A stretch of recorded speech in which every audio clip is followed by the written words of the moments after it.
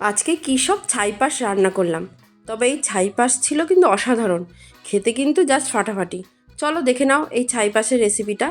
এই জন্য এখানে আমি কফি নিয়ে নিয়েছি দেখো, আর কফির ফুলটা আমি নেব না, এই ডাটা পাতা যেগুলো আছে সেটাই নেব। দেখো ওগুলো আমি ফুলটাকে সরিয়ে দিয়েছি, এবার এই ডাটাগুলোকে আমি কেটে নিচ্ছি। হাত দিয়েই কাটা যায়, একেবারে ছোট্ট ছোট কফিগুলো, আর ডাটাগুলো কিন্তু একদম কচি। দেখো কেটে নিয়ে এবার শুধু ছুরি দিয়ে একটু চেঁচে নেব, আর পাতাগুলো কিন্তু ফেলবো না, পাতাগুলোও দিয়ে দেব। দেখো একটা একটা করে পাতাগুলো হাত দিয়েই কাটা হয়ে যায়। তোমাদের কাছে যদি মোটা মোটা থাকে ডাটাগুলো, তাহলে তোমরা পাতলা করে নিতে পারো, তবে আমার ডাটাগুলো তো পাতলা পাতলাই ছিল। এবার দেখো এই কফির ডাটনার ভেতরে যেই নরম অংশটা থাকে সেটাও দিয়ে দিলাম, ওপর থেকে খোসাটা একটু ছাড়িয়ে নিয়েছিলাম। এটা কিন্তু খুব নরম হয় খেতে। দেখো সবগুলো আমার কাটা হয়ে গেছে, হাত দিয়ে কেটে নিয়েছি, আর পাতাগুলো এর মধ্যে দিয়ে দিয়েছি। পাতাগুলোও ছিল একেবারে কচি। এখানে কিন্তু কফির ডাটা পাতা যেগুলো আছে সেগুলো কিন্তু একেবারে কচি নেওয়ারই চেষ্টা করবে, তাহলেই কিন্তু খেতে খুব টেস্টি হয়। এগুলো এবার ধুয়ে টুয়ে নেব। এবার এইদিকে দেখো একটা কড়াই নিয়ে নিয়েছি। এই ভিডিওটা স্কিপ না করে দেখো, জাস্ট অসাধারণ ফাটাফাটি একটা ভিডিও।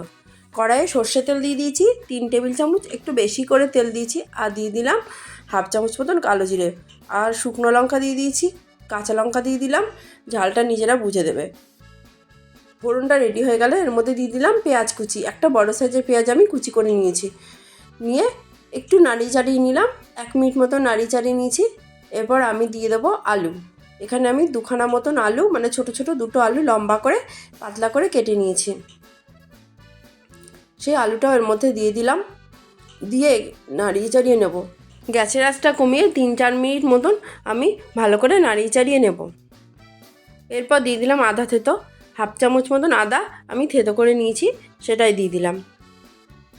দিয়ে সবগুলো একসাথে নাড়িয়ে চাড়িয়ে নেব। তোমরা এটা বাড়িতে রান্না করে খাবে। কফির ডাটা পাতা আমরা তো এগুলো ফেলে দিই, তবে এটা জাস্ট খেতে অসাধারণ হয়, বিশ্বাস করো।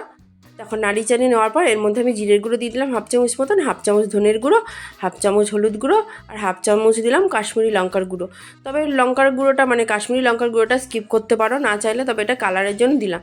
ব্যাস ওগুলো খুব ভালো করে নাড়িয়ে চাড়িয়ে নিয়ে এবার আমি দিয়ে দিলাম এই কফির পাতা ডাটা যেগুলো রয়েছে, দিয়ে খুব ভালো করে মশলার সাথে মিশিয়ে নেব। এটা খুব সহজ একটা রান্না, খেয়ে দেখো, বিশ্বাস করো খেতে জাস্ট ফাটাফাটি হয়। এবার আমি এর মধ্যে নুন দিয়ে দেবো, পরিমাণ মতো নুন দিয়ে নাড়িয়ে চাড়িয়ে নিলাম। গ্যাসের আঁচটা কমানো আছে, দেখো আস্তে আস্তে কিন্তু এটা অনেকটা মজে আসছে। খুব ভালো করে নাড়িয়ে চাড়িয়ে নেব। এবার জল দিয়ে দেবো, বেশি জল দেবো না, এটা যেহেতু মাখো মাখো টাইপের হয় সেই জন্য আমি 1 কাপ মতন জল দিয়েছি। ভালো করে নাড়িয়ে চাড়িয়ে নিয়ে ঢেকে রাখবো। 15 মিনিট মতন ঢেকে রেখেছি। 15 মিনিট পর ফিরে আসলাম, আর মাঝে কিন্তু আমি ঢাকনা সরিয়ে 2-3 বার নাড়িয়ে চাড়িয়ে দিয়েছিলাম।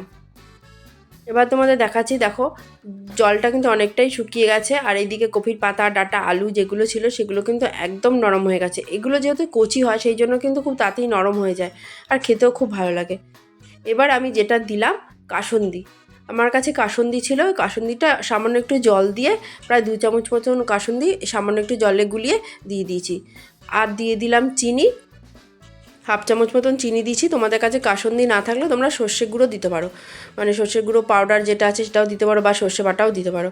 এবার একটু নুন দিয়ে দিলাম, নুনটা কম মনে হয়েছিল বলে তাই সামান্য নুন দিয়ে দিলাম। ব্যাস রেডি হয়ে গেল, নাড়িয়ে চাড়িয়ে নিয়েছি। একদম শুকনো শুকনো হয়ে গেছে, মানে মাখো মাখো, খুব শুকনো না আবার খুব ঝোলঝোলও না, রেডি হয়ে গেল। তোমরা কিন্তু অবশ্যই লাইক করবে, সাবস্ক্রাইব করবে।